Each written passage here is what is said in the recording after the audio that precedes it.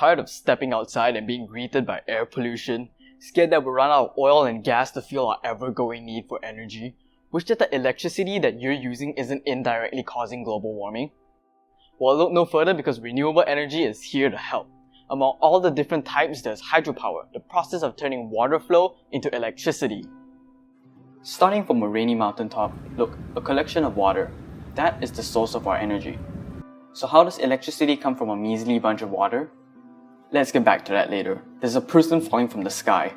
Hi, do you ever wonder why you're falling? The answer's gravity.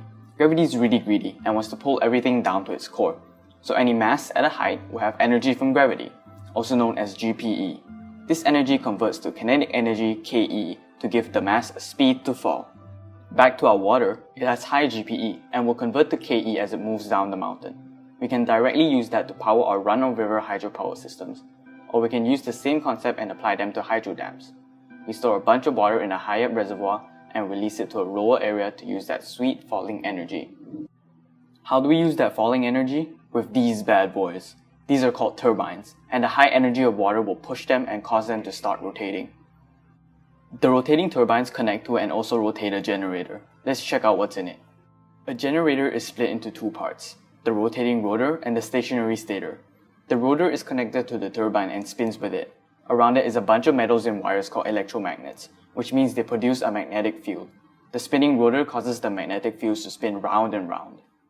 The stator is made of multiple cores of wires called windings. The wires are metals, which have tiny electrons in them. When the magnetic fields move past, the electrons get pushed by its force and move through the wire. This process, called induction, causes electricity to flow in the wire. Bam! We now have electrical energy ready to be sent to our homes. Hydropower seems like a miracle then, doesn't it? We can just produce electricity out of water, a renewable resource. However, with the many upsides to hydropower, there are also downsides that we have to consider. Interrupting water flow and disturbing aquatic life.